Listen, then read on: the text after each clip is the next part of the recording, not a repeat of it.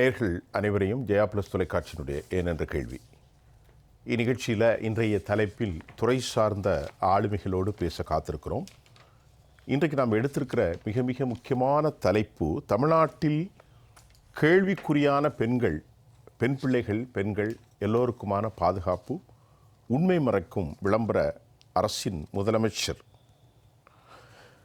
தற்போது எங்கிடத்தில் இருக்கக்கூடிய அந்த புள்ளியியல் கணக்கில் திமுக ஆட்சியில் பெண்களுக்கு எதிரான குற்றங்களின் எண்ணிக்கை 60.66 விழுக்காடாக அதிகரித்திருக்கிறது மட்டுமல்ல, போக்சோ சட்டத்தில் 2023ஆம் ஆண்டு, அதாவது திமுக ஆட்சியில் வழக்குகளின் எண்ணிக்கை 6975 ஆகவும் அதில் 200 பெண்கள் குழந்தைகள் படுகொலைகள் மட்டுமல்ல, பச்சிளம் குழந்தைகளுக்கு பாலியல் வன்கொடுமை, பெண்கள் குழந்தைகளுக்கு அநீதியை மறைத்து ஒரு மாய உலகில் வாழும் முதல்வர். இது நாம் இப்போ எடுத்திருக்கிற தலைப்பில் ஒரு மிக முக்கியமான விஷயம்.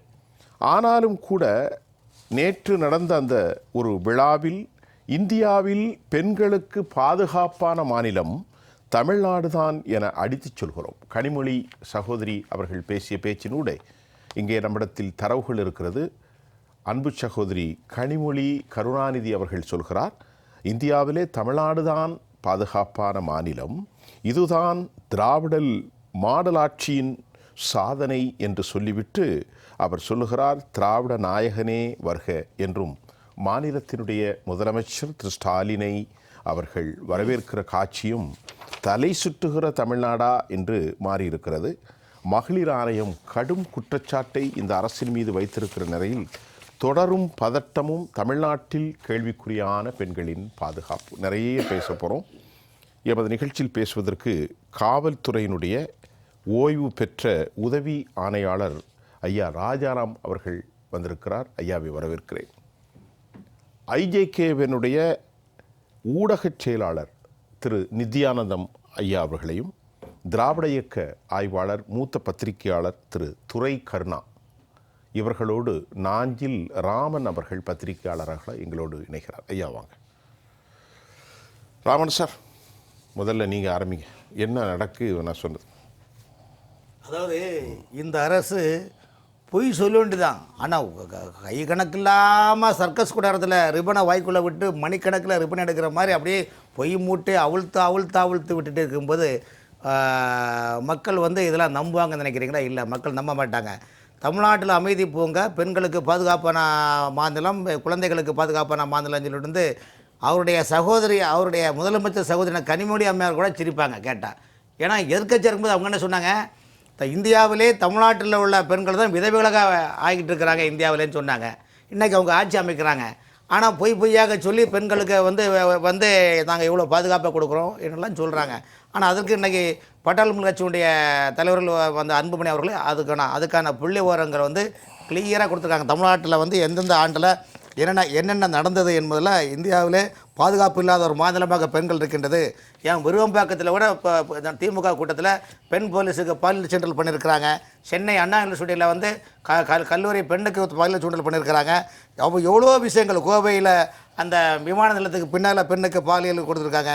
கும்மிடிப்பூண்டில் பார்த்திங்கன்னா ஜூலை மாதம் 8ஆம் தேதி அன்னைக்கு இதே மாதிரி ஒரு இது பண்ணியிருக்கிறாங்க. செப்டம்பர் 30ஆம் தேதி அன்னைக்கு திருவண்ணாமலைக்கு வந்த அம்மாவும் பொண்ணுமா வந்த இடத்துல அந்த பொண்ணை காவல்துறை அழைத்து இந்த மாதிரி நிறைய விஷயங்கள் சொல்லிக்கொண்டே போகலாம். என்ன சொன்னால் நமக்கே அது தர்மசங்கடமான சொல்ல முடியாது ஒரு சூழ்நிலையாக இருக்கின்றது. இந்த அரசுக்கு நீங்கள் என்னாலும் பேசுங்க, எதை வேணாலும் கேளுங்க. அதாவது குடிகாரம் பேச்சு விடிஞ்சா போச்சுன்னு கிராமத்தில் சொல்லுவாங்க. அப்புறம் செவிடன் காதில் சங்குனது மாதிரி சொல்லுவாங்க. கண்ணிருந்து குருடனாய், வாயிருந்து ஓமையாய், செவியிருந்து செவிடனாயின்னு ஒரு பழமொழி உண்டு. ஸோ இந்த லெவலில் பார்த்திங்கன்னா இந்த அரசை பொறுத்தவரையும், இந்த விடியாத திமுக அரசை பொறுத்த வரைக்கும் மக்களை பற்றியோ ஜனநாயகத்தை பற்றியோ கவலை கிடையாது. ஜனநாயகத்தை வைத்து பணநாயகம் எப்படி உண்டாக்குவது என்ற ஒற்றை இலக்கு நோக்கி தான் இந்த அரசு பயணிக்கின்றது. காரணம் என்னென்னா, இன்னைக்கு அரசு என்ன சொல்லுதுன்னா, ஜனவரி மாதம் டிசம்பருக்குள்ளே தமிழ்நாட்டில் இருக்கிற திட்டப்பணிகள், பில்டிங் கட்டிடங்கள் எல்லாமே பெயிண்ட் அடித்தது, பெயிண்ட் அடிக்காதது, பாதியில் செஞ்சது எல்லாமே முடித்து ஓப்பன் பண்ணிடுவோம். பிப்ரவரி 5ஆம் தேதிக்குள்ளே அரசு துறையில் இருக்கிற எல்லா டிரான்ஸ்ஃபர் முதல் அக்கு வரைக்கும் உள்ள மொத்த டிரான்ஸ்ஃபருக்கும் டிரான்ஸ்ஃபர் போட்டு முடிச்சிடுங்க. பிப்ரவரி 5ஆம் தேதிக்கு பிறகு எந்தெந்த இடத்துல வேணும் கோடாப் கண்டிட்டு வரலாம். இதனால் தங்களுக்கு இந்த துறையை எப்படி வலிச்செடுக்கணுமா, மொட்டை அடிக்கணுமா, மருந்துக்குன்னு கூட ஜல்லி பைசா இந்த கஜனில் கிடையாது. எல்லா அமைச்சர்களும் தொகுதியில் ஜெயிக்கணும் உள்ள நிலைப்பாடு இருக்கிறாங்க. ஆகவே இந்த மக்கள் மத்தியில் என்ன நினைக்கிறாங்கன்னா, அவர் முதலமைச்சர் எழுதி கொடுக்குறாங்க, அந்த எழுதை வச்சு மேடையில் பேசிட்டு போகிறாங்க. அவங்கள பொறுத்தவரை இன்னைக்கு உள்ள நாள் இன்றைக்கி பார்ப்போம், பொழுது விடிஞ்சால் பார்ப்போம் என்ன நிலைப்பாடுன்னு உள்ள நிலைப்பாடு இருக்கிறாங்க. ஸோ அரசுடைய நிலைப்பாடு என்னென்னா, இன்னைக்கு உள்ளதால மக்கள்கிட்ட பொய்யாக ஏதாவது சொல்லணும். மக்களுக்கு என்ன தெரியும்னு நினைக்கிறாங்க. மக்களுக்கு எல்லாமே தெரியும். ஆனால் மக்களுக்கு தெரியாமல் ஒன்றும் கிடையாது, எல்லாமே தெரியும். இவங்க ஏமாத்துறாங்க என்பது தெரியும். ஆனால் இன்னைக்கு என்ன பிரச்சனை, எதிர்கட்சியில் இன்னைக்கு வி.கே. சசிகலா அம்மாவை தவிர்த்து யாருமே வலுவான மக்கள் பிரச்சனை எடுத்து முன்வைக்கிறது இல்லை. இந்த பிரச்சனை இங்கே இதுதான் பெருசாகுது. யாருமே இன்னைக்கு தமிழ்நாட்டில் அரசு என்ன செய்கின்றது, இறைவன் எங்கே இருக்கிறான், எந்த திசை நோக்கி கொண்டிருக்கின்றான், என்ன செய்து கொண்டிருக்கின்றான் என்று வி.கே. சசிகலா அம்மாவுக்கு எல்லாமே தெரியும். அதனால தான் சொல்கிறாங்க, அவங்க ஒவ்வொரு அறிக்கையிலும் பாருங்கள், இன்றைக்கி அவங்க ஒவ்வொரு அறிக்கையிலும் பார்த்திங்கன்னா மக்களுக்கு தேவையான அறிக்கை, திமுக அரசு செய்யக்கூடிய தவறுகளை தொடர்ந்து அவங்க சுட்டி காட்டுறாங்க. அப்படி இருக்கும்போது இங்கே என்ன நினைக்கிறீங்க? அதனால் இந்த அரசை பொறுத்த வரைக்கும் பார்த்திங்கன்னா தமிழ்நாட்டில் இன்றைக்கி தெருவோர மக்கள் பூயோரம் பண்ணுறாங்க, செருப்பு தைக்கிறாங்க. இந்த மாதிரி ஏழை எளிய பெண்களுடைய வாழ்க்கையினுடைய ஒரு நாளைக்காவது அந்த துறை சார்ந்த அமைச்சர்களோ அல்லது துறை சார்ந்த சமூக அமைச்சர்களோ, சமூக நலத்துறை அமைச்சர்களோ அல்லது துறை சார்ந்த அதிகாரிகளோ ஒரு நாளைக்காவது அந்த தெருவோரம் இருக்கிற ஏழை மக்களை ஒரு நிமிஷம் நின்று பார்த்துருப்பாங்களா? இல்லை, அவங்கள அதை பற்றி கவலையும் கிடையாது. அந்த அடிப்படையில் பார்த்தீங்கன்னா ரஜினியுடைய படத்தில் பார்த்தீங்களா, ஜெயலலிதா அம்மா சிஎம்மாக இருக்கும்போது இந்த ஏழை எளிய மக்களுடைய மனநிலை எப்படி தெரியுமா? தாலிக்கு தங்கம் உள்பட சார், இன்றைக்கி தங்கம் 1 கிராம் 15,000 தாண்டியாச்சு. இன்றைக்கி மக்கள் பேரில் தான் இனி பெண் குழந்தை தங்கம்னு வைக்கிறணும். அன்னைக்கு ஜெயலலிதா அம்மா நடந்து வரும்போது பாமர மக்களோட என்ன நினைப்பாங்கன்னா, இந்த படையப்பா படத்தில் அண்ணனுக்கு தெரியும் என்னன்னா, மாலைகள் இட வேண்டாம், தங்க மகுடமும் தர வேண்டாம், தமிழ் தாய் நாடு தந்த அன்பு போதுமே, என் ஒரு துளி வியர்வைக்கு ஒரு பவன் தங்க காசு கொடுத்தது தமிழ் அல்லவா, என் உடற்பொருள் ஆவியை தமிழுக்கும் தமிழருக்கும் கொடுப்பது முறை அல்லவான்னு அன்னைக்கு தமிழ்நாட்டு மக்கள் ஜெயலலிதா அம்மா முதலமைச்சர் இருக்கின்ற போது எங்கு சென்றாலும் போயஸ் கார்டன் முதல் சட்டசபை வரைக்கும் சொல்லி கொண்டது 2 சாலைகள் 2 சில விழா கோலங்கள் பூண்டுள்ளது சார். இன்னைக்கு கூட்டம் நடத்தினா ஆட்களை கூட்டாந்து கோட்டும் பிரியாணி ஒரு சேலையும் கொடுத்து ஏதாவது ஒன்று உல்டா பண்ணிட்டு போயிடுறது. அதை சோசியல் மீடியா எடுத்து சொல்கிறது, அவங்க ஆதரவு பெற்ற பத்திரிகைகளும் விசுவல் மீடியா பிரிண்ட் மீடியா எடுத்து விளையாடுது. ஆகவே மக்களுக்கு தேவையான எந்த விஷயமும் அடிப்படை விஷயம் எதுவுமே இந்த அரசு மக்களுக்கு செய்யவில்லை. முழுக்க முழுக்க ஊழலுக்கான ஒரு கட்டமைப்பு மிக்க ஒரு குடும்பம் வளர்வதற்கான ஆட்சி தான் இந்த திமுக ஆட்சி. துரைக்கண்ணா சார், இப்போ இந்த தலைப்பு ரொம்ப கவலைக்குரிய தலைப்பு. திராவிட முன்னேற்ற கழக ஆட்சியில் பாலியல் பலாத்காரங்கள் அதிகரிக்கிறது. அதில் இப்போ நமக்கு என்ன ஒரு சந்தேகம்னா, அம்மா அந்த கனிமொழி அவங்க பேசும்போது நாம் கேட்பது மக்களின் பாதுகாப்பு. பல்வேறு செக்டோரியல் இருக்கிறது, திருக்கோயில்கள்லையும் நடக்கிறது, ஆன்மீக தலங்கள் மசூதிகளும் நடக்கிறது, சர்ச்சிலையும் நடக்கின்றது, சூப்பர் மார்க்கெட்லேயும் நடக்கிறது, பொது பேருந்துகள்லையும் பாலியல் நடக்கிறது, போலீஸ் ஸ்டேஷன்லேயும் நடக்கிறது இல்லையா?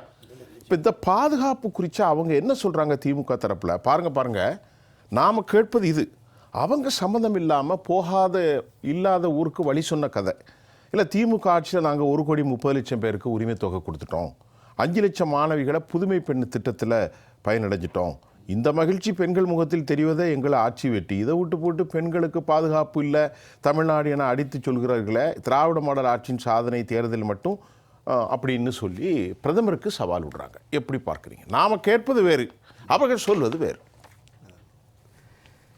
திராவிட முன்னேற்ற கழகம் ஆட்சி பொறுப்பேற்றவுடனே பொதுவெளிகளில் ஒரு பயம் இருந்தது. நிச்சயமாக அனைத்து இந்திய அண்ணா திராவிட முன்னேற்ற கழக ஆட்சி அதிகாரத்திலே இருந்த சூழலில் மரியாதைக்குரிய மறைந்த முன்னாள் முதலமைச்சர் செல்வி ஜெயலலிதா அவர்கள் இருந்த காலகட்டங்களில் இருந்த பாதுகாப்பு என்பது இனி கேள்விக்குறி என்கிற அந்த ஒரு பொதுவெளி அச்சம் என்பது தொடக்கத்திலேயே இருந்தது. இன்னைக்கு நிரூபணமாயிற்று. காரணம் திமுக ஆட்சிக்கு வந்தாலே சமூக விரோதிகள் ரவுடிகளின் செயல் அதிகரித்துவிடும், அரசியல் ரீதியான அந்த பயங்கரவாத செயலும் அதிகரித்துவிடும் அப்படிங்கிற அந்த பயம் இருந்தது. அந்த பயம் இப்போ கொஞ்சம் கொஞ்சமாக உண்மை என்று நிரூபணமாகி வருகிறது அப்படின்னு தான் நம்ம பார்க்குறோம்.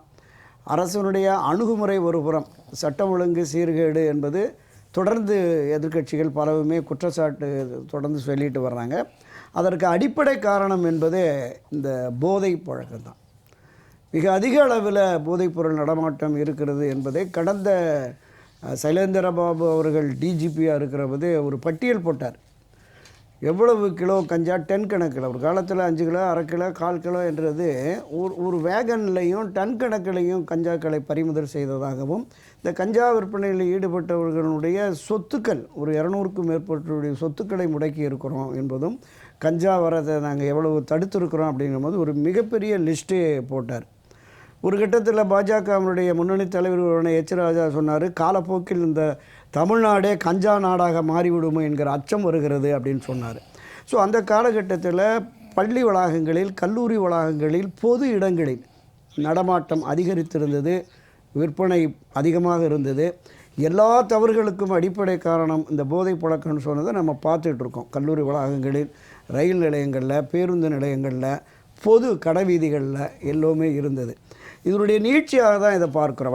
வயதான ஒரு மூதாட்டி ஒரு தனி வீட்டில் இருக்கிற போது அங்கே இந்த போதையோடு போய் ஒரு பையன் பாலியல் தொல்லைப்படுத்தான் அப்படிங்கிறது, ஒரு குழந்தை, பச்சிளம் குழந்தைய தூக்கிட்டு போய் பாலியல் வன்புணர்வு செய்கிறான் அப்படிங்கிற மாதிரியான வேதனையான பல பதிவுகள் இது பத்திரிகைகளில் அரசு ரீதியாகவுமே அதில் கொடுத்த அந்த புள்ளி விவரங்களின் அடிப்படை இருக்குல்ல, அந்த அடிப்படையில் தான் அந்த குற்ற நிகழ்வுகள், பெண்களுக்கு எதிரான அந்த பாலியல் குற்ற நிகழ்வுகள் அதிகரித்து வருகிறது என்பதை நம்ம தம்பி ராமன் சொன்ன அதனுடைய நீட்சியாக தான் பாட்டாளி மக்கள் கட்சியினுடைய தலைவர் அன்புமணி அதை சொல்கிறார். 2020 வரைக்கும் குழந்தைகளுக்கு எதிரான குற்றங்களின் எண்ணிக்கை 4338.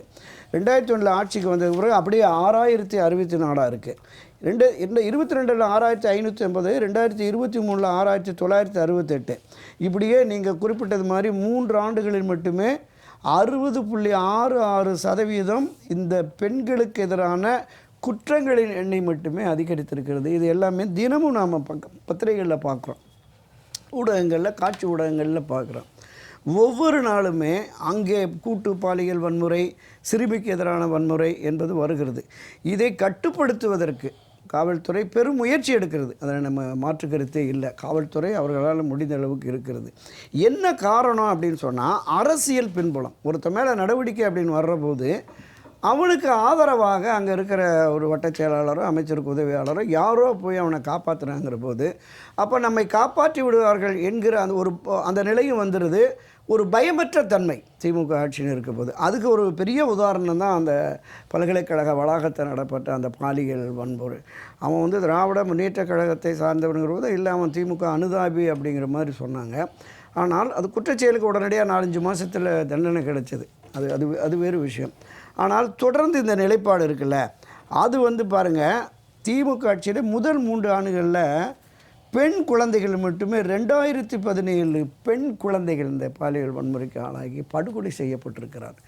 இந்த நாடு எதை நோக்கி போகிறது அப்படிங்கிற மிகப்பெரிய பயம் உருவாயிடுச்சுல்ல. இப்போ இது எல்லாமே பெண்களுக்கு இது பாதுகாப்பான மாநிலம் என்று முதலமைச்சர் 217 ஆமாம் 217 217 பெண் குழந்தைகள் படுகொலை செய்யப்பட்டிருக்கிறார்கள். அப்போ இந்த நிலைப்பாடு என்பதை இது பாதுகாப்பான மாநிலம் என்று சொல்லுகிற பொழுது அவருடைய மனச்சாட்சி உறுத்தாதா அப்படிங்கிற கேள்வி தான் நம்மளும் எழுகிறது. பொதுவாகவே பெண்களை பற்றிய பார்வை திமுகவினருக்கு எப்படி இருக்குங்கிறத நம்ம பார்த்தோம். மிக மூத்த தலைவர்களில் ஒருவரான நம்ம மரியாதைக்குரிய துரைமுருகன் பேசினார்ல, 1000 ரூபா கொடுக்குறாங்க, அம்மாவுக்கும் கொடுப்பாங்க, பொண்ணுக்கும் கொடுப்பாங்க, நீங்கள் ஜாலியாக லிப்ஸ்டிக் போட்டு சுற்றலாம், ஃபோனுக்கு ரீசார்ஜ் பண்ணிவிட்டு பேசலாம், எது வேணாலும் யார்கிட்ட பேசலாம். பெரிய மனுஷன் பேசுகிற பேச்சா? ஆமாம். அதே மாதிரி பொன்முடின்னு ஒரு அமைச்சர், முன்னாள் அமைச்சர், அவர் என்ன சொல்கிறாரு, பெண்களுக்கு இந்த இலவச பேருந்து பயணம் கொடுத்ததுனால ஓசி எதில் போகிறீங்க, பஸ்ஸில் ஓசியில் போகிறீங்க அப்படிங்கிற. இப்போ மரியாதைக்குரிய சகோதரி கனிமொழி சொன்னதான் நீங்கள் சொன்னீங்க, இந்த 1000 ரூபா 3000 ரூபா இந்த பணம் கொடுக்கறது, மகளிர் சுய குழுக்களுக்கு நாங்கள் பெரிய அளவில் கடன் தொகை கொடுத்துட்டோம், அவங்க வாழ்க்கையில் முன்னேறிட்டாங்க அப்படிங்கிற மாதிரி இந்த பட்டியல் இருக்குல்ல, இது பெண்களுக்கு பாதுகாப்பானதா? அதுதான் சுதந்திரமாக நடமாட முடியாத ஒரு கணவனும் மனைவியும் காவல்துறையில் இருக்கிறவங்க நடைபயிற்சி போகிற போது அவரை தள்ளி விட்டுட்டு செயின் ஆத்துட்டு ஓடிடுறான். ஒரே நேரத்தில் 3 பெண்களிடம் செயின் ஸ்நாச்சிங், ஒரே நேரத்தில் கிட்டத்தட்ட திருவள்ளூர் மாவட்டத்தில் ஒரே நாளில் 6 இடங்களில் இந்த ஆமாம் செயின் பறிப்பு, இந்த குற்றச் செயல்கள் என்பது அதிகரித்து வருகிறது. இது எல்லாமே பெண்களுக்கு எதிராக தான், பலகீனமான பிரிவு அப்படிங்கிறதுனால அவங்களுக்கு எதிரானதாக தான் நான் பார்க்குறேன். ஸோ அந்த விதத்தில் இதை உரிய காலத்தில் உரிய நடவடிக்கை எடுக்க தடுக்க வேண்டும். அந்த தடுப்பு முயற்சி என்பது பெரிய அளவில் இல்லை, அது தொடர்கிறது என்பதுதான் நமக்கு இந்த செய்திகள் நமக்கு உணர்த்துகிறதா நம்ம பார்க்குறோம். ரெண்டாவது பேசுவோம். ஐயா நித்யானந்தம், இப்போது கடைசியில் வந்து ராஜாராம் சட்டம் போகிறதுக்கு முன்னாடி இந்த பாலியல் விஷயங்கள் இப்போ நம்ம பேசுகிறது புள்ளி கணக்கெல்லாம் இருக்குது, அது ஒரு பக்கம் இருக்கட்டு. இன்றைக்கி எல்லா செக்டோரியலும் கெட்டு நாசமாக போயிட்டு அந்த அச்ச உணர்வுகள் யாருக்கும் இல்லை. எல்லாருமே சினிமாக்காரர்கள் தான் எப்படி செய்வார்கள், ஏதோ சினிமாவில் மட்டும்தான் நடக்கிற மாதிரி. ஆன்மீக தலங்களில் நடக்குது, சூப்பர் மார்க்கெட்டில் நடக்குது, அரசு ஏஜென்சிகளில் நடக்கிறது, தனியார் கம்பெனிகளில் நடக்கிறது. நல்லா கவனிங்க, பெண் பிள்ளைகள் பொது போக்குவரத்தில் போகலை, காலை வச்சு அடிக்கிறான், இடிமன்னர்கள்னு சொல்கிறான்.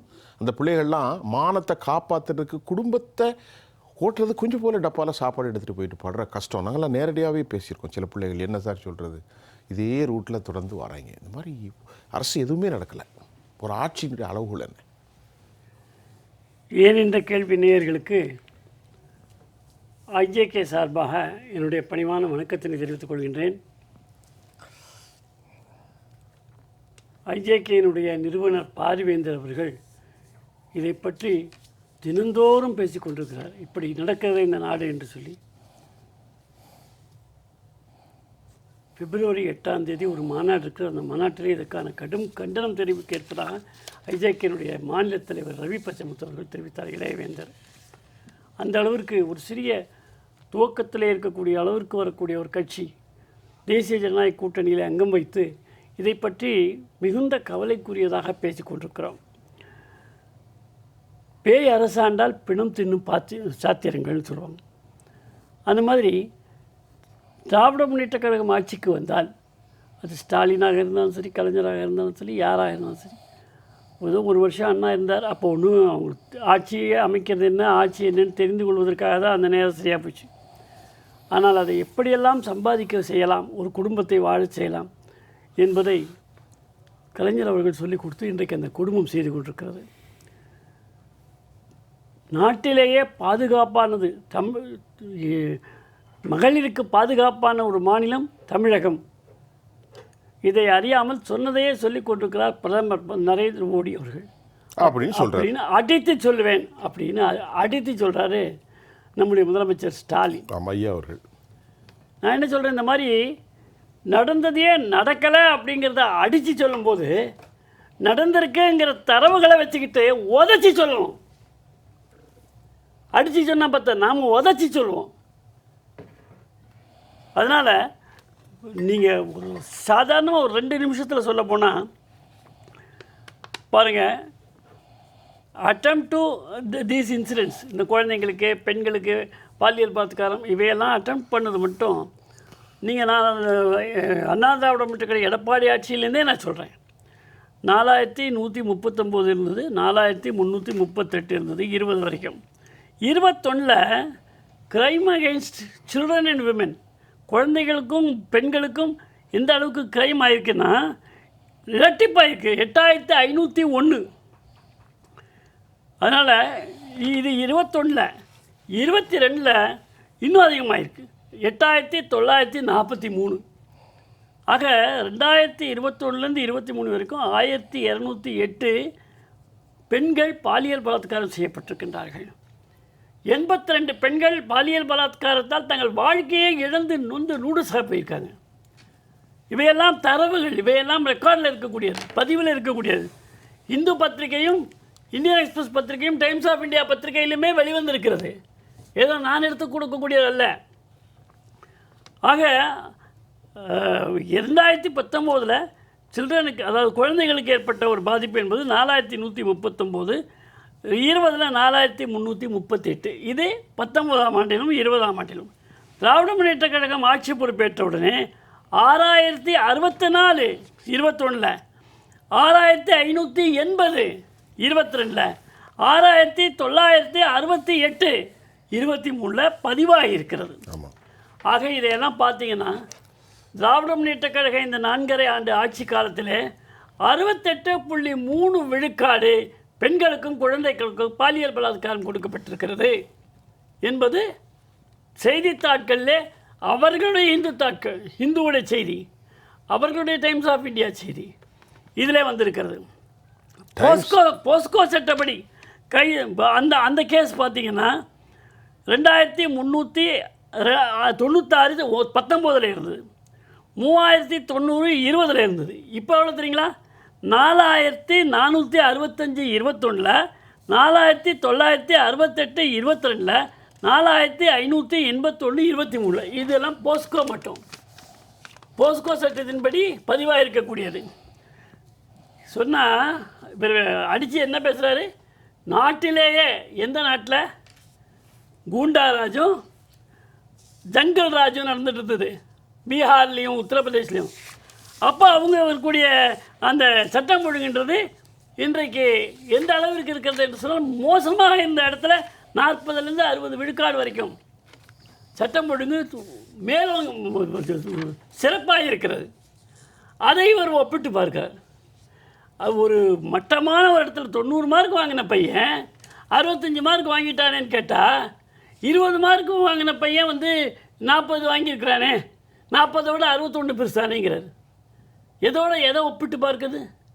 வளர்ந்த ஒரு தமிழ்நாடாக இருந்தது, அச்சப்பட்ட ஒரு தமிழ்நாடு, குடும்ப வாழ்க்கைக்கு மதிப்பு கொடுத்த தமிழ்நாடு, பெண்களுக்கு மரியாதை செலுத்திய தமிழ்நாடு, இவற்றையெல்லாம் முழுவதுமாக கொச்சைப்படுத்தி இந்த திராவிட முன்னேற்ற கழகம் ஆட்சி வந்த உடனேயே இந்த அளவிற்கு பாலியல் பலாத்காரம், போஸ்கோ சட்டங்களும், குழந்தைகளை இந்த மாதிரி கொள்வதும் இவைகள்லாம் ஏன் நடக்கிறது? தலைமை எவ்வழி, மக்கள் வழி. ஒரு கேஸு இந்த மாதிரி உள்ளவங்களுக்கு, திமுகவில் உள்ளவங்க இந்த மாதிரிலாம் பண்ணுறாங்கன்னு ஒரு கேஸ் வருதா? ஒன்றுமே கிடையாது. முகன் உள்ள எவனோ ஒருத்தவர் பதிவு போட்டால் அவன் மேலே கேஸ், அவனை கைது பண்ணுறது. கரெக்ட். அது சரி. இது என்ன விஷயம்?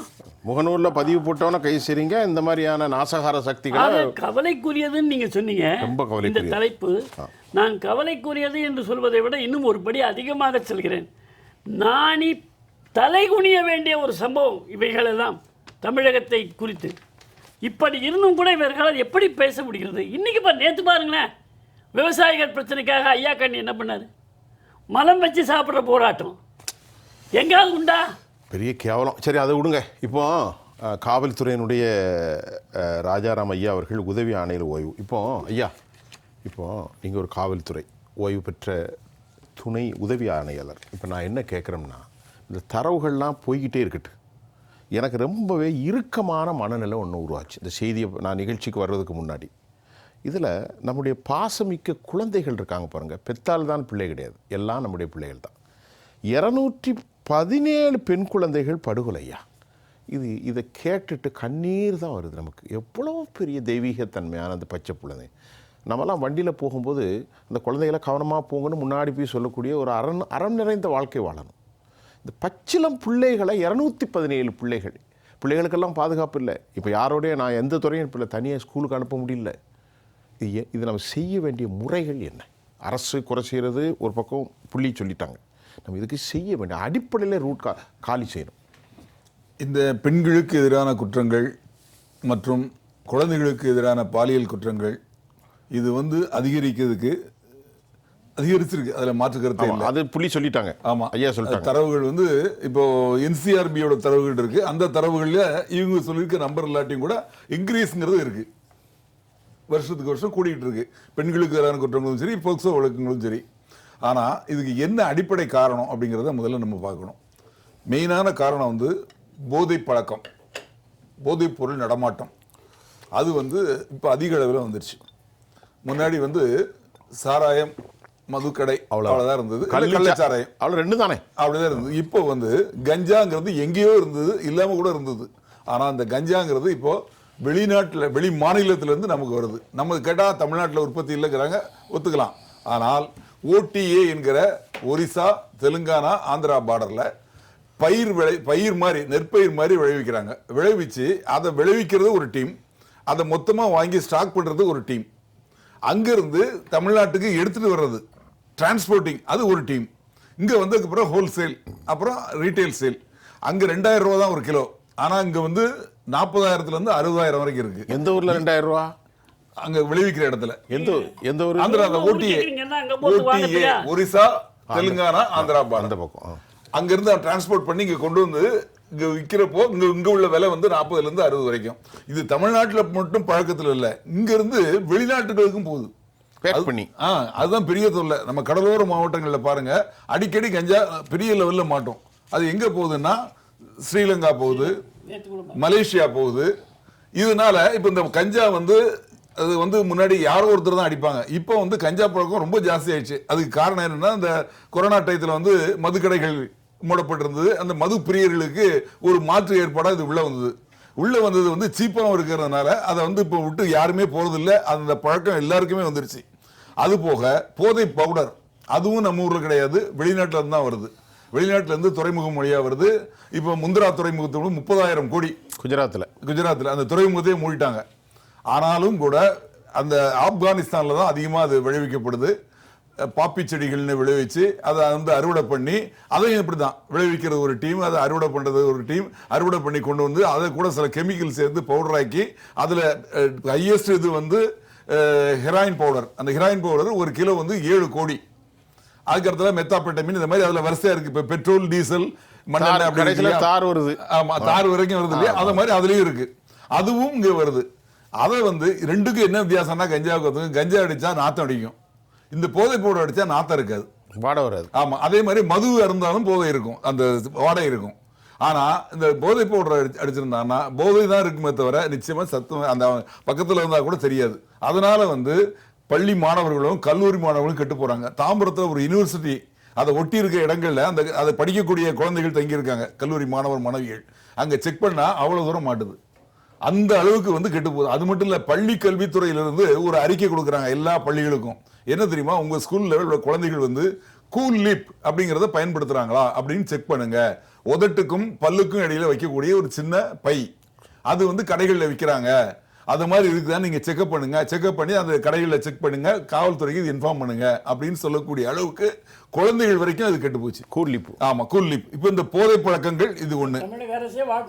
ஆமா ஆமா. ரெண்டாவது வந்து சமூக வலைத்தளங்கள். இன்னைக்கு வந்து எல்லாருமே கிட்டத்தட்ட போன் வச்சிருக்காங்க.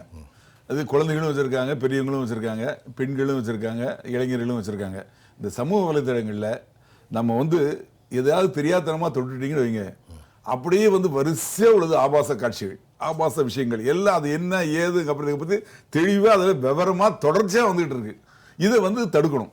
ஏன்னா அந்த குழந்தைங்களுக்கு அதை பத்தி தெரியாது. டீனேஜ் அப்படின்னு சொல்றாங்க, அந்த 13 இருந்து 19 வரைக்கும் அந்த வயதுக்குள்ள அந்த குழந்தைகளுக்கு எது சொன்னாலும் அதை அப்படியே எடுத்துக்குவாங்க. அந்த ஏன் என்ற கேள்வி அப்படிங்கிறீங்களா, அந்த ஏன் என்ற கேள்வி கிடையாது. என்ன சொன்னாலும் கிவன் அப்படியே இழந்து என்ன கொடுக்குறோமோ அதை அப்படியே எடுத்துக்குவாங்க. அதுல எது சரி எது தவறு, எதை எடுத்துக்கலாம் எதை எடுத்துக்க கூடாது அப்படின்னு அவங்களுக்கு பகுத்தறியக்கூடிய அந்த வயசு இல்லை. ஆனா அந்த வயசுல வந்து அவங்களுக்கு நிறைய கத்துக்கணும், தெரிஞ்சுக்கணும் அப்படிங்கிற ஆர்வம் ஜாஸ்தி. அந்த மாதிரி குழந்தைகள்கிட்ட இந்த மாதிரி வந்து மாட்டையில என்ன ஆகுது, இது மட்டுமா, ப்ளூ வேல் அப்படின்னு சொல்லிட்டு அதை வந்து நீ செத்து போ, நீ தோந்துட்ட, நீ ஏன் உயிரோடு இருக்க, செத்து போ அப்படின்னே சொல்லுது. அது இப்போ கட் பண்ணியாச்சு இல்ல, இப்போ அதை மட்டும் கட் பண்ணியிருக்காங்க. அது மாதிரி நான் என்ன சொல்ல, சமூக வலைத்தளங்களில் நிறைய விஷயங்கள் இருக்கு, அவ்வளோத்தையும் கட் பண்ணணும். ஆஸ்திரேலியா நாட்டில் வந்து சட்டம் கொண்டு வந்துட்டாங்க. இப்போ ஈஜிப்ட்லையும் கொண்டு வந்துட்டாங்க, 16 வயசுக்கு கீழே உள்ளவங்களுக்கு இந்த இதெல்லாம் பார்க்கக்கூடாதுன்னு. நான் என்ன சொல்றேன், 16 வயசே இல்லை, நீங்க இந்த ஆப் எல்லாத்தையுமே தடை பண்ணுங்க. இந்த ஆப் எத்தனை வரப்போகுது, இப்போ 60 ஆப்பை தடை பண்ணாங்க மத்திய அரசு. மத்திய அரசு வந்து 60 ஆப்பை தடை பண்ணாலும் இது அவங்க வேற பேர்ல வருவான். நான் என்ன சொல்றேன், இதுக்குன்னு ஒரு துறையை உருவாக்குங்க. இது மாதிரி எது எது வருதோ எது எதுல போடுறானோ அவனை அப்படி கட் பண்ணுங்க. இது ஒரு முன்காப்பு நடவடிக்கை. ஆமா, நிச்சயமா குழந்தைகள் வந்து வருங்கால சமுதாயம் கெட்டு போகாம இருக்கிறதுக்கு. இப்ப பாருங்க, திருத்தணியில வெட்டினாங்க ஒரு பையனை. வெட்டினவங்க எல்லாம் 17 வயசு தான். ஆனா ட்ரெயின்ல போவோம், பாவப்பட்ட பையன், ட்ரெயின்ல போய் அப்பாவியவன், அவனுக்கு சம்மந்தமே கிடையாது, தமிழும் தெரியாது. ஏன்னா ரீல்ஸ், அந்த சமூக வலைத்தளங்கள் தன்னோட கெத்த காட்டணும் அப்படிங்கிறதுக்காக. இந்த ஒரு ரவுடி கும்பல் இருக்கு தென் மாநிலத்துல. அவங்க வந்து யாரை கொலை பண்ண போறான்னு சொல்லிட்டு முதல்ல ரீல்ஸ் போடுறாங்க, பாத்தீங்களா, இன்ஸ்டாகிராம்ல அது போடுறாங்க, போட்டுட்டு அப்புறம் விட்டுறாங்க, இதெல்லாம் போட போறோம் அப்படின்னு. அந்த அளவுக்கு முன்னேறி இருக்காங்க. இது ஒரு நாகரிக சமூகம் வாழுகிற மண்ணா? எனக்கு ஒரு டவுட் ஆயிட்டு. இது ஆப்பிரிக்கால கூட இப்படி இல்லையே. இது தடுக்கணும். ரெண்டாவது, இந்த சமூக வலைத்தளங்களில் உள்ள குற்றங்களுக்கு ஐடி ஆக்ட்னு சொல்றாங்க. இந்த ஐடி ஆக்ட்ல பார்த்தா 6 மாசம் தான் தண்டனை. அப்போ அந்த தண்டனையை ஜாஸ்திப்படுத்தணும். 180 நாள் ஈஸியா போயிட்டு வந்துரும். அதே மாதிரி 18 வயதுக்கு உள்ளவங்க எல்லாம் சிறுவர்கள் சொல்லிட்டு ஜுனைல் ஜஸ்டிஸ் ஆக்ட், அந்த ஆக்டை நிச்சயமா மாத்தணும். இந்த மாதிரி நிறைய விஷயங்கள் பண்ண வேண்டியிருக்கு. இப்போ நான் சொன்னேன் இல்லையா முதல்ல போதைப் பொருட்கள், அந்த போதைப் பொருட்கள் சம்பந்தம் அது திருப்பி அதையும் சொல்றேன். அதாவது சிங்கப்பூர்ல முருகேசன் ஒருத்தர் நம்ம தமிழ்நாட்டை சேர்ந்தவர், தமிழர். அவர் அங்கே உட்கார்ந்துருக்காரு. அவர் பக்கத்தில் ஒருத்தர் வராரு. இந்த இது பையங்க வச்சுட்டு போறேன், பாத்ரூம் போயிட்டு வரேன்ட்டு போறாரு. கொஞ்ச நேரத்தில் போலீஸ் வந்து பிடிச்சிடுறாங்க. அதில் கஞ்சா இருக்கு. வேற ஒன்றும் இல்லை, கஞ்சா தான், போதை பவுடர் கூட இல்லை, கஞ்சா தான் இருக்கு. உடனே வந்து இவரை அரெஸ்ட் பண்ணிடுறாங்க, முருகேசனை. ஆமா, முருகேசனுக்கு இதுக்கும் சம்பந்தமே கிடையாது. அதில் என்ன வச்சிருக்காங்க, வந்தவர் யாரு, எதுவுமே தெரியாது. ஆனால் அவங்க நீதிமன்றத்தில் அவருக்கு தூக்கு தண்டனை கொடுக்கப்பட்டது. நம்ம பிரதமர் வந்து அந்த பிரதமருக்கு லெட்டர் எழுதுறாரு, அவருக்கு என்ன சொல்லிட்டு அவருக்கு குறைவா தண்டனை கொடுங்கன்னு. கேட்கல, தூக்குல போட்டாங்க. இது மாதிரி குற்றங்கள், இந்த பெண்களுக்கு எதிரான குற்றங்கள்ல பாருங்க, இஸ்லாமிய நாடுகள்ல உடனே தலையை துண்டா வெட்டுறாங்க, இல்ல சுட்டு தள்ளுறாங்க. தண்டனை வந்து 1 மாசத்துக்குள்ள நிறைவேற்றப்படுது. எதற்காக அப்படின்னா, தண்டனைகள் அதிகமா இருந்தாதான் குற்றங்கள் குறையும். அந்த தண்டனைகள் அப்படிங்கிறது வந்து இந்த போதைப் பொருள் விஷயங்கள்ல என்ன ஆச்சுன்னா, NDPS ஆக்ட் அப்படின்னு ஒரு ஆக்ட் கொண்டு வந்தாங்க, போதைப் பொருள் தடுப்பு சட்டம்னு. அதுல வந்து கொஞ்சம் போதைப் பொருள் வச்சிருந்தாலும் சரி, எந்த பொருளா இருந்தாலும் சரி வச்சிருந்தா 10 ஆண்டுகள் அண்டு 10 லட்சம் ரூபாய் அபராதம் அப்படின்னு சொல்லி கொண்டு வந்தாங்க. அது மாதிரி இருந்தது. இப்ப அதை எப்படி மாத்திட்டாங்கன்னா, எவ்வளவு பொருள் இருக்கோ, குவான்டிட்டி எவ்வளவு இருக்கோ அதுக்கு இந்த மாதிரி தண்டனை. இது என்ன கணக்கு? அதோட கொடுமை, 1 கிலோக்கு ஒண்ணு, ஒவ்வொருத்தரும் 10 கிராம் கஞ்சா வந்து மருத்துவத்துக்காக வச்சுக்கலாம். ஒவ்வொருத்தரும் கஞ்சாவை எவன் இங்க மருத்துவத்துக்கு எழுதி கொடுக்குறான்? மருத்துவத்துக்காக வச்சுக்கலாம் அப்படின்னு சொல்லி சட்டத்தை மாத்திருக்காங்க. அதுக்காக சொல்றேன், தமிழ்நாட்டில் கஞ்சா பயன்படுத்துகிற மருத்துவம் இருக்கா? யுனானியில் இருக்கா, சித்தால இருக்கா, என்ன இங்கே ஆயுர்வேதிக்கில் இருக்கா, அலோபதியில் இருக்கா, அப்படி இருக்கா? ஐயா சொல்லுங்க. ஸ்டான்லியில் அதுக்கான வளர்ப்பு பயிராக பண்ணுறாங்க. என்னையா கூத்து. சரி இருங்க, துரைக்கண்ணா சார், இப்போ சொல்லுங்க. இப்போ ரொம்ப வருத்தத்தோடு தான் பேச வேண்டியிருக்கு சார். மனசே கஷ்டமாக இருக்குது. இந்த மாதிரி பிள்ளைகளெல்லாம் அந்த மாதிரி ஒரு அக்கிரமமான ஒரு மாநிலமாக மாறுது. அதான் முதலமைச்சர் திரு மு.க. ஸ்டாலின் அவர்கள் வந்து பெண்களுக்கு பாதுகாப்பான ஒரே மாநிலம் தமிழ்நாடு தான் அப்படின்னு பெருமைப்பட பேசியிருக்கிறாரு. ஆனால் இங்கே பெண்கள் படும் பாடு என்ன என்பதை பிரதான எதிர்க்கட்சிகள் உட்பட ஊடகங்கள் உட்பட எல்லோருமே வெளிச்சம் போட்டு காட்டிக்கிட்டு இருக்கு. இப்போ உதாரணத்திற்கு துப்புரவு பணியாளர்கள் போராட்டத்தில் ஈடுபட்டாங்க. அந்த பெண்களை கையாண்ட விதம், இந்த அரசும் காவல்துறையை கையாண்ட விதத்தை நாம் பார்த்தோம். என்ன பாவம் செஞ்சாங்க? இடைநிலை ஆசிரியர்கள், பகுதி நேர ஆசிரியர்கள் 1 வாரம் 10 நாளாக போராடுறாங்க. குழந்தைகளோடு, அந்த குழந்தைகளையும் அரெஸ்ட் பண்ணி கொண்டு போய் கல்யாண மண்டபத்தில் சாப்பாடு கூட சரியாக இல்லை அப்படிங்கிறதெல்லாம் அவங்க வந்து பார்த்தாங்க. இதே அரங்கத்தில் வந்து பதிவு பண்ணாங்க. அந்த பெண்களுக்கு என்ன பாதுகாப்புங்கிறத நம்ம பார்த்தோம். இதில் அடிக்கடி ஒவ்வொரு விவாதத்தின் போதும் நாம் குறிப்பிடுகிற இந்த மருத்துவர்கள் செவிலியர்கள் பிரச்சனை, அந்த போராட்டம், குறிப்பாக இந்த கொரோனா காலத்தில் உயிரிழந்த அந்த விவேகானந்தனுடைய மனைவி திவ்யா விவேகானந்தன் பெண் தானே, அவங்க பட்டதாரி பெண். அவங்களுக்கு ஒரு வேலை கேட்டு 4.5 வருஷமாக போராடுகிறார்கள், மருத்துவர்கள் போராடுகிறார்கள். மற்ற கோரிக்கையெல்லாம் இருக்கட்டும், அந்த குடும்பம் நிர்கதியாக இருக்குது, அவங்களுக்காவது நீங்கள் ஒரு வேலை கொடுங்கன்னு 4.5 வருஷமாக போராடி கோர்ட்டுக்கு போய் கோர்ட்டும் ஆர்டர் கொடுத்து எதுவுமே நடக்கலை. இவங்களை பற்றி சட்டப்பேரவையிலேயே அந்த துறை அமைச்சர், சுகாதாரத்துறை அமைச்சர் வந்து தவறான தகவலை பதிவு பண்ணுறார். இதுதான் பெண்களுக்கு பாதுகாப்பாங்க அப்படிங்கிற ஒரு கேள்வியும் பெரிய அளவில் நமக்கு இருக்குது. அதே போல் இப்போது சமூக விரோதிகள், ரவுடிகள், போதை ஆசாமிகளால் தான் பெண்களுக்கு பெரிய அளவில் பாலியல் தொல்லை, அவங்களுக்கான அந்த இன்னல்கள், இடையூறுகள் வருகிறது. இது மாதிரியான விஷயங்கள் இருக்குது. இது என்னென்னா, இப்போ அரசியல் பின்புலம் உள்ளவர்கள் அவர்களாலுமே இந்த பாதுகாப்பற்ற தன்மை இருக்கிறது. பொதுவாக கடந்த இந்த 4 ஆண்டுகளாக பார்க்குற போது ஒரு பொதுக்கூட்டத்திற்கு பாதுகாப்புக்கு சென்ற சீருடை அணிந்த பெண் காவலர்கள் மேலே சீண்டல், பாலியல் சீண்டல் இருக்குது. ஒரு பாதுகாப்பு பணியில் ஈடுபட்ட பெண் டிஎஸ்பி, அவருக்கே பாதுகாப்பற்றனாலே முடிய பிடிச்சி இழுத்து அவங்கள அவமானப்படுத்தி பண்ணுறாங்க. அப்போ இந்த துணிச்சல் எங்கேருந்து வருகுதுன்னா, ஆட்சியாளர்கள் நம்மவர்கள், நாம் எது செய்தாலும் நம்மை காப்பாற்றி விடுவாங்க அப்படின்னு. ஒவ்வொரு குற்றச்செயலிற்கும் பின்னணியில் அந்த குற்றச்செயலில் ஈடுபவனை காப்பாற்றுவர்கள் யாருன்னா, லோக்கலில் இருக்கிற வட்டம், மாவட்டம், அமைச்சருக்கு வேண்டியவர், ஒன்றியத்துக்கு வேண்டியவர், அந்த மாதிரியான போக்கு. அப்போ இதை அறவே அகற்ற வேண்டும். இந்த நிலைப்பாடு ஆட்சி அதிகாரத்தில் வந்த உடனே சட்டம் தன் கடமையை செய்யணும், நீதிமன்றம் அதற்கான கடமைகளை செய்ய வேண்டும். குற்றச்செயல் வந்த பொழுது அந்த வழக்கை இழுத்துட்டு போகாமல் உரிய சரியான முறையான தண்டனை, பயம் வரக்கூடிய அளவிற்கு, ஒரு பாலியல் குழந்தைய பாலியல் வன்கொடுமை செய்து கொலை செய்தவன் தன் தாயையே கொலை செய்தான் அப்படிங்கிற செய்தியை நாம் பார்த்தோம். அவன் விடுதலை. விடுதலை ஆயிட்டான். இங்கே என்ன திருவேற்காட்டில் என்ன கொடுமை அவங்க அதான். அப்பா பல்ட்டி ஆயிட்டாரு. என்ன கொடுமை இதுன்னு கேட்குறேன். நான் என்ன சொல்கிறேன், தஷ்வந்த் அப்போ இந்த சட்டத்தினுடைய ஓட்டை உடுசலை பயன்படுத்தி இது மாதிரி மனவியாதி உள்ளவன் இவன் செயல் என்பது கொடுமை. தன் பெற்ற தாயை கொள்ளுகிறான், ஒரு குழந்தையை பாலியல் வன்முறை செய்து அவன் கொள்கிறான். இப்போ இந்த சந்தர்ப்ப சாட்சியங்களை ஆதாரங்களை சமர்ப்பிக்க காவல்துறை தவறிவிட்டதோ அப்படிங்கிற பார்வையும் நம்மள்கிட்ட இருக்குது. அப்போ இது போன்ற செயல்களுக்கு துணை போவது என்பது மிக மிக கொடுமையான செயல். கண்டிப்பாக இதை எல்லாமே தடுக்கணும் அப்படிங்கிற போது அரசும் காவல்துறையும் இதை தாண்டி பொதுமக்கள் மட்டிலும் ஒரு விழிப்புணர்வு ஏற்படணும். குழந்தைகளை பாதுகாக்கிற தன்மை, குழந்தைகளை பராமரிக்கிற இது ரொம்ப தன்மை, முக்கியமான வேரியபிளாக ஆமாம் தன்மையில் இருந்து வரக்கணும். இல்ல, இப்ப அவங்களுக்கு இந்த ஸ்கூலில் கூட இப்போ இந்த குட் டச் பேட் டச் அப்படியெல்லாம் கூட சொல்லி கொடுத்துக்கிட்டு இருக்காங்க. ஸோ இந்த நிலைப்பாடு என்பதும் அவர்களை கண்ணும் கருத்துமாக நம்ம அந்த குழந்தைகளை பள்ளிக்கு அனுப்புகிற குழந்தைகளாகட்டி இருக்கட்டும், இந்த பய உணர்வோடு அவர்கள் பெற்றோர்கள் தங்கள் குழந்தைகளையும் பாதுகாக்க வேண்டும். எல்லாவற்றுக்கும் மேலாக அரசனுடைய கடமை என்பது குறிப்பாக பலகீனமான பிரிவினர் பெண்கள் என்கிற பொழுது அந்த பெண்களை பாதுகாக்க வேண்டிய கடமையும் பொறுப்புணர்வும் அரசாங்கத்துக்கு இருக்கிறது. இந்த அரசாங்கம் அதை நழுவ விடுகிறது.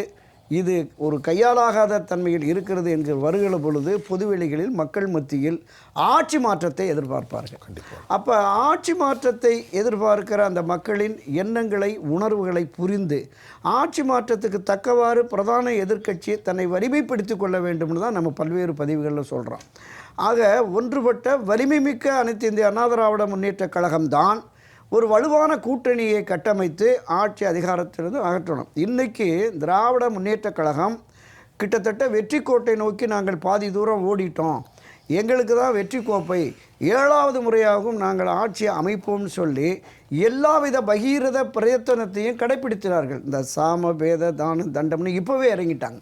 இன்னும் தேர்தல் அறிவிப்பு வரலை. ஆனால் கடந்த 7-8 மாதங்களாக அதற்கான பணி பல்வேறு தரப்பில் மாநில முதலமைச்சரான திமுக தலைவர் திரு கருணாநிதி தொடங்கி கடைசி தொண்டன் வரையிலும் திமுக வெற்றிக்காக பாட வேண்டும் சங்கல்பம் எடுத்து களத்தில் இறங்கியிருக்கிறாங்க. இன்றைக்கு ஒரு அறிவிப்பு பார்த்தேன், 234 தொகுதிகள்லையும் நாங்கள் பேச்சாளர்களை அனுப்பி பிரச்சார பணியை தொடங்கிட்டோம் அப்படிங்கிற மாதிரி.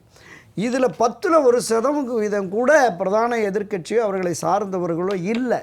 இந்த அரசுக்கு எதிரான ஆர்ப்பாட்டம், போராட்டம், மறியல், இந்த அரசை அம்பலப்படுத்தும் வகையிலான எந்த செயல்பாடிலும் ஈடுபடலை. இதுக்கு விதிவிலக்காக மரியாதைக்குரிய திருமதி வி.கே. சசிகலா அவர்கள் மட்டுமே பல்வேறு குற்றச்செயல்களை, இந்த சம்பவங்களை அரசு எந்தெந்த விதத்தில் அவர்கள் தரவுகளோடு சொல்கிறாங்க. கண்டிப்பாக. ஆக கண்ணுக்கு எட்டும் தூறு வரையிலும் எனக்கு எந்த எதிரியும் இல்லை என்று திமுக நினைக்க வேண்டாம், நான் ஒருத்தி இருக்கிறேன் என்று சவால் விடக்கூடிய அளவுக்கு இருக்கிறார். அவர் இதற்கான முன்முயற்சியை எடுத்து ஒரு வலிமையான ஒரு ஒன்றுபட்ட ஒரு ஒருங்கிணைந்த அண்ணா திராவிட முன்னேற்ற கழகத்தை உருவாக்கி ஒரு வலுவான கூட்டணியை கட்டமைத்து ஆட்சி மாற்றத்தை கொண்டு வந்தால் அது மக்களுக்கான ஆட்சியாக, பாதுகாப்பான ஆட்சியாக இருக்கும் என்பதுதான் பொதுவெளி கருத்து, மக்கள் கருத்து, நம்முடைய கருத்தும் அதுதான். திரு ராமன், உங்களுடைய நிறைவு கருத்து வைங்க. தமிழ்நாட்டு மக்களுடைய முகத்தில் எங்கேயாவது ஒரு சந்தோஷம் நீங்கள் பார்த்துருக்கீங்களா? எங்கேயாவது ஒரு இடத்துல பாருங்கள், 8 கோடி மக்களையும் இல்லாதவர் இருப்பவர் எல்லாருமே பார்த்தீங்கன்னா இதையே ஒன்று பறி கொடுத்தது போல். அதாவது கவிஞர் கண்ணதாசன் வந்து சொர்க்கம் நரகம்ன்ற படத்தில் ஒரு பாட்டு வரும் பார்த்தீங்களா, பூவும் பொட்டும் எங்கே, என் பூஜை தெய்வம் எங்கே, நான் உன்னை பிரிவது எங்கே, என் கண்ணா நீ ஓடிவான்னு இந்த பாட்டை கேட்டால் மனசில் ஒரு சந்தோஷம் இருக்குதா இல்லையா? அது அப்போ அந்த காலத்தில். இன்னைக்கு இந்த ஆட்சி வந்ததுலேருந்து ஒருத்தருக்க மனசுலேயும் சந்தோஷம் கிடையாதுங்க. அதிகாரிகள் பார்த்தா அவங்களும் என்னங்க, நாங்கள் நேர்மையான சில அதிகாரிகள் கூட எங்களை கூட லஞ்சம் வாங்க தோன்றாங்க, நாங்கள் என்னையா பண்ணோம், நாங்கள் என்ன பாவம் செஞ்சோம், ஏன் இந்த மாதிரி போட்டு பண்ணுறாங்கன்னா ஊழல் செய்யும் அதிகாரிகளுக்கும் கலெக்ஷன் பண்ணி கொடுக்க ஏஜென்ட்டுகளுக்கு தான் இந்த ஆட்சியில் பவர்ஃபுல்.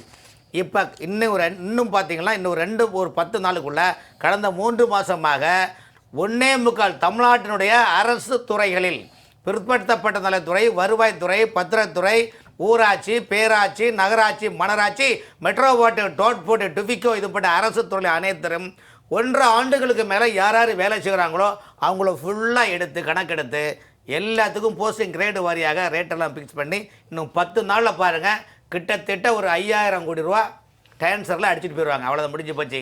அந்த கோட் ஆஃப் கான்டக்ட் போனோம்னா இத்துடன் இந்த செய்தி அனைத்தும் முடிவடைந்தன. எமது அடுத்த செய்தி அடுத்தது வரக்கூடிய இந்த 26 மே மாதத்து 10 டாட்டா பை பைன்னு சொல்லிட்டு போயிட்டே இருப்பாங்க. இதுதான் இங்கே உள்ள நடக்கிற சூழ்நிலை இருக்குது. ஆகவே எதிர்க்கட்சிகளுடைய அந்த மனநிலைகள் திமுகவுடைய ஆட்சியை எதிர்த்து செயல்படக்கூடிய மக்களிடம் செயல்படக்கூடிய திட்டங்களை திமுக செய்யக்கூடிய அட்டுழியங்களையும் ஊழல்களையும் எடுத்து வெளிப்படைப்படுத்துவதற்காக யாருமே இங்கே தமிழ்நாட்டில் எதிர்க்கட்சி வரிசையில் இல்லை. அந்த எதிர்க்கட்சி வரிசையில் பார்த்தா வி.கே. சசிகலா அம்மையார் மட்டும் தான் தொடர்ந்து திமுகவுடைய அவலங்களை கொட்டிட்டு காட்டுகிறார்கள். திமுகவுடைய மனநிலை இப்போ எப்படின்னா, எப்படியாவது காரணம் என்றால் திமுகவுடைய மனநிலை எப்படி என்றால், விஜய் வருகையால் 20% ஓட்டு இருக்குது விஜய்க்கு. காரணம் என்றால் நியூ ஓட்டர்ஸ் டீம் வந்து அவங்களுக்கு ஓட்டு போட்டுருவாங்க. அதில் நாம் வெற்றி போகிறோம் நம்ம நினச்சிடக்கூடாது, சாதாரணமாக நினைக்கக்கூடாது. ஆகவே அவங்க எல்லா இடத்துலையும் அரசு இயந்திரங்களை, தமிழகத்தினுடைய சீனியர் ஐஏஎஸ் அதிகாரிகளை அரசு தேர்தல் பணிகளுக்காக ரகசியமாக செயல்படுத்தி வருகின்றார்கள். வாய்ஸ் ஆஃப் வந்து கொடுக்குறாங்க. எப்படியாவது மீண்டும் இந்த ஆட்சி வர வேண்டும், மீண்டும் ஆட்சி வந்தால் இந்திய சிட்டிசன் படத்தில் எப்படி அத்திப்பட்டு கனவா போயிடுச்சோ அதே போல் இந்தியா வரைபடத்தில் தமிழ்நாடு தனிநாடான ஒரு நிலைப்பாடு உருவாக்கும் என்ற நிலைப்பாட்டில் திட்டம் கொண்டு இருக்கின்றார்கள். இந்த ஆட்சியை அகற்ற வேண்டுமானால் நிச்சயமாக வி.கே. சசிகலா அம்மையார் சொன்னது மாதிரி எதிர்க்கட்சிகள் அனைவரும் ஒருங்கிணைந்து ஒன்றுபடுத்தி செயல்பட்டால் நிச்சயமாக வெற்றி கிடைக்கும். ஜெயலலிதாவுடைய ஆட்சி அமைக்க முடியும். ஆனால் இன்னைக்குள்ள சூழ்நிலை பார்த்தீங்கன்னா, திமுகவுடைய அலங்கோலங்களையும் ஊழல் பிரச்சனைகளையும் சரியாக எதிர்க்கட்சியில் இன்னும் கையாளவில்லை. ஆகவே திமுக இப்போது இந்த சூழ்நிலை பார்க்கும்போது நம்ம எப்படியாவது மக்களை ஏமாற்றி ஓட்டு வாங்கிக்கலாம் நிலைப்பாட்டில் இருக்கிறாங்க. இதை மக்கள் தெளிவாக இருக்க மக்கள் வந்து இந்த ஆட்சியை மாற்ற வேண்டும் ரெடியாக இருக்கிறாங்க. ஆனால் எதிர்க்கட்சியுடைய மனநிலை இன்னும் அவர்கள் திமுக எதிரான சரியான கவுண்டர் கொடுக்கவில்லை என்பது என்னுடைய நிலைப்பாடு. எதிர்க்கட்சிகள் நீங்கள் சொல்கிறீங்க, அப்படி உண்மையான ஒரு மனநிலை இருந்தால் தான் எல்லாம் முடிஞ்சிருக்குமே. இப்போ எதுவுமே முடியலையே. இல்லை இதுக்குள்ள நிறைய விஷயங்கள் இருக்குது. அதுக்காக டக்குன்னு அக்னி பரீட்சை நடத்த முடியுமா சொல்லுங்கள்? இன்னைக்குள்ள அரசியல் சூழ்நிலை அக்னி பரீட்சை நடத்த முடியாது. இந்த தமிழ்நாட்டினுடைய திமுகவுடைய நிலைப்பாடு, திமுக என்ன செய்கின்றது, எப்படி செயல்படுகின்றது, எதிர்க்கட்சிகளுடைய மூவ்மெண்ட் எல்லாமே வி.கே. சசிகலா அம்மாவுக்கும் தெரியும். அவர்களும் தெரியாமல் கிடையாது, எல்லா விஷயமும் தெரியும். ஆகவே நிச்சயமாக மக்களை ஒருங்கிணைத்தால் மக்கள் செயல்பட ரெடியாக இருக்கிறாங்க. ஆட்சி மாற்றத்தை மக்கள் எதிர்பார்க்குறாங்க. ஆட்சி மாற்றத்தை மக்கள் கொடுக்கவும் தயாராக இருக்கிறாங்க. ஐயா, சுருக்கமாக நிறைவு கருத்து சொல்லுங்க ஐயா. தமிழகத்தினுடைய சூழ்நிலை, தமிழகத்தினுடைய சட்டம் ஒழுங்கு எல்லா விதங்களிலும் மிகவும் தாழ்ந்து கிடக்கிறது என்பது யாருக்கும் இரண்டு கருத்து இருக்க முடியாது. அவ்வளவு கேவலமாக சட்டம் ஒழுங்கு. நான் என்னுடைய ஆட்சியிலே சட்டத்தை சட்டமாக நடத்துவேன், நீதி வழங்குவேன் என்று சூளுரைத்த ஸ்டாலின் அவர்கள் அவருடைய சொந்த கட்சிக்காரர்களே இந்த மாதிரி பாலியல் பலாத்காரத்திலலாம் ஈடுபட்டாங்கன்னு பத்திரிகையில் வருது. என்ன நடவடிக்கை எடுத்திருக்காங்க? பொறுப்பாளர்கள், கட்சியில் பொறுப்பு இருக்கவும் பண்ணுறான். அப்படி இருக்கும்போது எப்படி நாம் இதை சொல்ல முடியும்? கண்டிப்பாக அப்படிப்பட்ட ஒரு கையாலாகாத காவல்துறை அமைச்சர். நீங்கள் முதலே ஏகப்பட்ட புள்ளி விவரம்லாம் சொல்லிட்டீங்க. ஆமாம், கையாலாகாத ஒரு காவல்துறை அமைச்சர். யார்? அது முதலமைச்சர் தானே? ஆமாம். நான் எப்பொழுதுமே ஜெயா டிவிலையும் மற்ற தொலைக்காட்சியிலையும் சொல்வது என்னென்னா, கக்கஞ்சி அவர்கள் காவல்துறை அமைச்சராக இருந்தார், அவர் முதலமைச்சராக இருக்கவில்லை. அந்த மாதிரி உங்களுக்கு நேரம் இல்லை. உங்களுக்கு கலைஞர் அவர்கள் எப்படி மாநாட மயிலாட பார்த்தாரோ அப்படி நீங்கள் வேறு ஏதோ ஆட பார்த்துக்கிட்டு இருக்கிறீங்க. உங்களுக்கு நேரம் இல்லை. காவல்துறைக்கு என்று தனியாக ஒரு மந்திரியை போடுங்க, முழு நேரம் வேலை செய்யட்டும். கரெக்ட். இதை நான் பல முறை கேட்டாச்சு, யார் காதலையும் விழ மாட்டேங்குது. அது என்னமோ அது இப்படி முதலமைச்சர் தானே காவல்துறை வச்சுக்கணும் அப்படிங்கிற மாதிரி கொண்டு வந்திருக்காங்க. பாரத பிரதமர் அங்கேருந்து வந்து இங்கே சட்டம் ஒழுங்கு கெட்டிருக்கு, பெண்களுக்கு பாதுகாப்பில்லை என்று சொல்லக்கூடிய அளவில் தமிழ்நாடு இருந்து கொண்டிருக்கிறது. அதை கேட்டு நான் சரி செய்வேன் என்று சொல்லி ஒப்புக்கொண்டு அதற்கான நடவடிக்கைகளை எடுப்பேன் என்று சொல்ல வேண்டிய இடத்துல இருக்கக்கூடிய ஸ்டாலின் அவர்கள் அடித்து சொல்வேன், எங்களுடைய மாநிலத்தில் தான் பெண்களுக்கு பாதுகாப்பு இருக்குது. பொய் சொல்றாருன்னு சொல்றாரு, பிரதமரை குற்றச்சாட்டுறாரு. முழுக்கம் பிரதமர் பொய் சொல்றாரு. பொய்யிலே பிறந்து பொய்யிலே வளர்ந்து பிரதமர் பொய் சொல்கிறார் என்றால் இல்ல, பிரதமர் பொய் சொல்கிறான்னு வச்சுக்கிடுவோமே ஒரு பேச்சுக்கு. அரசியல் தனம். அப்ப இங்க இருக்கக்கூடிய எங்கள்கிட்ட இருக்கக்கூடிய இந்த ரெக்கார்ட்ஸ் இருக்குல்ல, records we have all records. இது இல்லைன்னு மறுத்து கொடுக்கட்டும், அறிக்கை கொடுக்கட்டும். How can deny? ஜெயா டிவியில் தவறான செய்திகள் சொன்னாங்க அப்படி சொல்லட்டும். எப்படி மறுக்க முடியும்? முடியாதுல்ல. அதனால் திராவிட முன்னேற்ற கழக ஆட்சி கடைசி நேரத்தில் பணத்தை கொடுத்து மக்களை வாங்க முடியும் அப்படிங்கிற அபரிதமான நம்பிக்கையில் இருக்கிறாங்க. அப்படியும் ஒரு பகுதியில் திராவிட முன்னேற்ற கழகத்துக்கு அந்த கட்சிக்கு ஆதரவு இல்லை என்று சொன்னால் பழைய மாதிரி கூண்டாயுசத்தை கட்டவிழ்த்து விடுவதற்கும் தயாராகி கொண்டிருக்கின்றார்கள். எனவே உதைப்பதற்கும் தயார், காசு கொடுத்து ஓட்டு வாங்குவதற்கும் தயார். என்ன மாதிரி வேலை செஞ்சாலும் 7வது முறையாக திமுக ஆட்சிக்கு வர வேண்டும் என்று சொல்வார்கள். இந்த திமுக ஆட்சி 7வது முறையில் இனி 7வது முறையாக அதை ஆக்க வேண்டும் அப்படின்னு நான் மக்களை கேட்டுக்கொள்கிறேன். ஏமாந்து விடாதீர்கள். நீங்கள் ஏமாறும் போது ஏமாற்றுவர்கள் வருவார்கள். நிறைய கருத்து. அதாவது இந்த போதை பொருள் அந்த சட்டத்தின்படி ஒவ்வொரு மாவட்டத்திலையும் ஒரு நீதிமன்றம் இருக்கணும். அந்த மாதிரி நீதிமன்றங்கள் அமைக்கப்படலை. அது மாதிரி போதைப் பொருள்களை காவல்துறை கைப்பற்றினாங்கன்னா அது போதைப் பொருள் தான் அப்படிங்கிறத லேபுக்கு அனுப்புவாங்க. அவங்க வந்து செக் பண்ணி இதுதான், இது போதை பொருள் தான், இது கஞ்சா தான், இது போதை பவுடர் தான், இந்த பவுடர் அப்படிங்கிறத பகுப்பாய்வு பண்ணி அறிக்கை கொடுப்பாங்க நீதிமன்றம் மூலமாக. அங்கே ஒரே லேப் தான் இருக்குது. தமிழ்நாட்டில் வந்து அதிக வழக்குகள் இப்போ பதியப்படுது, அதிக சாம்பிள்கள் அனுப்பப்படுது. அப்போ அதிக சாம்பிள் வர்றதுக்குன்னா அதுக்கு இந்த மாதிரி லேபே ஜாஸ்தி ஆகணும், நீதிமன்றங்களை ஜாஸ்தி ஆகணும். அது மட்டும் இல்லை, இந்த லேப்லேருந்து ரிப்போர்ட் வர்றதுக்கு லேட் ஆகிறதுனால ஜெயிலில் இருக்கக்கூடிய அந்த அக்யூஸ்டை அந்த பீரியடு குறிப்பிட்ட காலம், அதாவது 120 நாள், நாங்கள் இப்போ 180 நாள் அதுக்கு மேலே ஆயிடுச்சுன்னா அவனை வெளியே விட்டுறாங்க. அந்த மாதிரி சட்டங்கள் மாற்றப்படணும். ரெண்டாவது, காவல்துறை மேலே மரியாதையே இல்லை, காவல்துறை மேலே பயமே இல்லை, நீதிமன்றங்கள் மீதும் பயமே இல்லை. இப்போ கருணா சார் சொன்னார் இல்லையா, அந்த அம்மாவையும் கொலை பண்ணி அந்த சிறு குழந்தையும் கொலை பண்ணி ரேப் பண்ணி கொலை பண்ணான் இல்லையா, அவனை வந்து விடுதலை பண்ணிட்டாங்க. கேட்டால் அதில் வந்து சாட்சியங்கள் சரியா இல்லைன்னு. இந்த மாதிரி விஷயங்களில் சாட்சிகளை வச்சுட்டு யாரும் செய்ய மாட்டாங்க. இருக்கக்கூடிய சாட்சியங்களின் பேரில் நீதிமன்றங்கள் வந்து இதை வந்து கருணை அடிப்படையில் அவங்க வந்து இது பண்ணி அவன் செஞ்சிருக்க தவிர, இவ்வளோ பெரிய தவறு செஞ்சிருக்கிறான், ஒரே பையன் குழந்தையும் இது மாதிரி பண்ணியிருக்கிறான், அவங்க அம்மாவையும் பண்ணியிருக்கான் அப்படிங்கிறத கருத்தில் கொண்டு அதுக்கு தகுந்த மாதிரி தண்டனை அளிக்கணும். அப்படி அளிச்சாதான் பயம் இருக்கும். முன்னாடி வந்து சினிமாக்களில் காவல்துறை இருப்பாங்க, அரெஸ்ட் பண்ணுவாங்க, அப்புறம் வந்து நீதிமன்றத்தில் ஆஜர்படுவாங்க, நீதிபதி வந்து தண்டனை கொடுப்பாரு, அங்கே ஜெயிலுக்கு போவாங்க. ஆனால் இப்போ இருக்க சினிமாக்களில் அதெல்லாம் கிடையாது. கதாநாயகனை யார் எதிர்த்தானோ அவனை ஒரே வெட்டு, தலை துண்டா போய் விடுது. அது மாதிரி 10 பேரை வெட்டுறான். ஆனால் போலீஸும் வர்றதில்லை, அவனை அரெஸ்ட் பண்ணுறதில்லை, அவன் ஜெயிலுக்கும் போகிறதில்லை, தண்டனையும் கொடுக்கறதில்லை. இதை பார்க்கக்கூடிய இளைஞர்கள் அவங்களுக்கு என்ன தெரியுதுன்னா, ஓஹோ நம்ம இதெல்லாம் பண்ணலாம் போல இருக்கு, இது மாதிரி நம்ம கதாநாயகர் இப்படி பண்றப்போ நம்ம ஏன் அதை பண்ணக்கூடாது அப்படிங்கிற ஒரு எண்ணம் வளர்ந்துகிட்டு இருக்கு.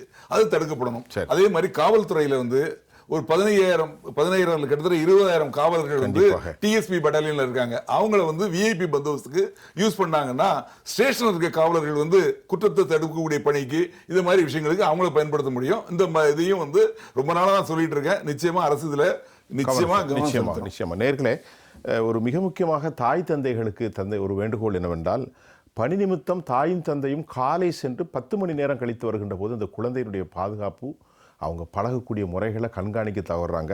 கடைசியில் உங்களுக்கு பணம் மட்டும்தான் மிஞ்சும், குழந்தை மிஞ்சாது. இரண்டாவதாக, தனி அறையிலே பிள்ளைகள் இருப்பதை நாங்கள் அமெரிக்காவை போன்ற ஒரு கலாச்சாரம் பலவித ஆபத்துகளுக்கு. மூன்றாவதாக, மோசமான நண்பர்களை நீங்கள் ஒரு நாள் சாப்பிட மறந்தாலும் உங்கள் பிள்ளைகளை கண்காணிக்க வேண்டும். நான்காவது, பொறுப்பில்லாத சமூகத்திலிருந்து பல விஷயங்களில் நீங்கள் கவனமாக இருக்கணும். குழந்தைகளை பள்ளிக்கு அனுப்புகின்ற போது ஆட்டோவிலோ மற்ற யாராவது டிரைவர்ஸ் இருந்தாலும் நீங்களே போய் கொண்டு விடுவது மிக முக்கியம்.